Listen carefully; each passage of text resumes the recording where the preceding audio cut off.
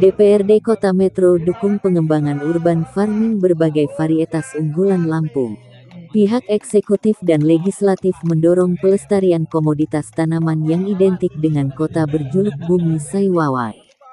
Launching Cabai Jawa Lampung, CJL ditandai dengan penanaman jenis rempah yang dilakukan unsur eksekutif dan legislatif. Cabai Jawa dipilih karena sempat menjadi varietas unggulan yang dihasilkan dari perkebunan di Bumi Saiwawai.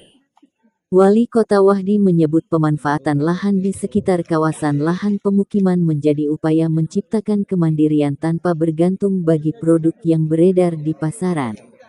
Menurutnya, konsep pertanian perkotaan menjadi strategi menciptakan kota hijau diharapkan dapat menjadi sumber penghasilan tambahan.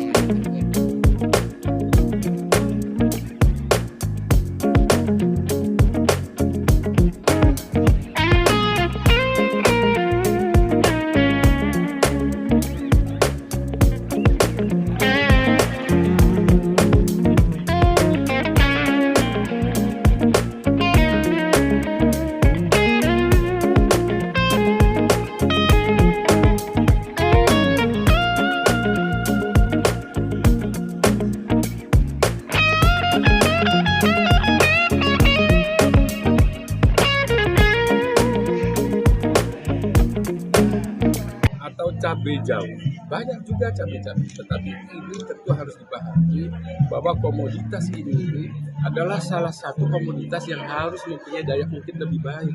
Kenapa? Menanamnya mudah, dan satu pohon itu bisa 10 tahunan. Kemudian hasil dari pohon itu juga bisa berulang-ulang, bukan seperti cabai kan? Yang kedua, dia adalah satu generasi dari lada. Lampung itu kan penghasil lada termasuk. Nah, saya kira kita tidak bicara pada urban farming saja. Saya sudah sampaikan, di Metro ini lahan pertanian masih sangat bagus, 40%, 2.948. Yang kita inginkan di rumah-rumah penduduk itu. Maka disebut integrated farming. Mulai dari sampah yang terbuang di rumah, hasil dapur tadi diolah. Ya, hasil jatuhnya pohon atau daun-daun diolah, ini sudah dilakukan. Nah, saya berharap bukan pada tatanan urban farming saja, tapi integrated farming. Jadi rumah itu, satu rumah tangga itu berdaya, maka gerakan-gerakan itu sudah dilakukan. Ada bank nusa, mengolah sampah, juga kelurahan. Nah, pemberdayaan masyarakat yang dimunculkan. Misalnya di sini muncullah satu tagline-nya Cabai Jawa Lampung. Orang akan melihat wisata jadinya. Jadi dia tempat wisata berkunjung. Nah, mampukah dia bersama dengan lingkungan di sekitar sini? Nah, dari sini diadopsi, dilakukan contoh di kopi di tempat yang itu kan saya sarankan. Hal senada disampaikan Wakil Ketua DPRD Kota Metro, Basuki. Basuki menilai urban farming menjadi solusi ketahanan pangan di lingkungan padat penduduk. DPRD Kota Metro berencana merumuskan aturan memperkuat eksistensi urban farming dengan dukungan anggaran memadai.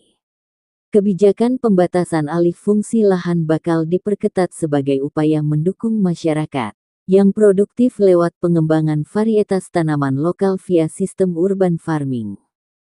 Ya, itu sudah ada dari pusat ya, dari kementerian itu di suatu perkotaan itu memang harus sesegera mungkin program urban farming itu harus disegerakan dan diprogramkan dan dilaksanakan. Ya, salah satu percontohan di Kota Metro ini bisa untuk menjadikan satu urban farming ini menjadi satu giat yang geliat ya, yang segera untuk bisa dilaksanakan di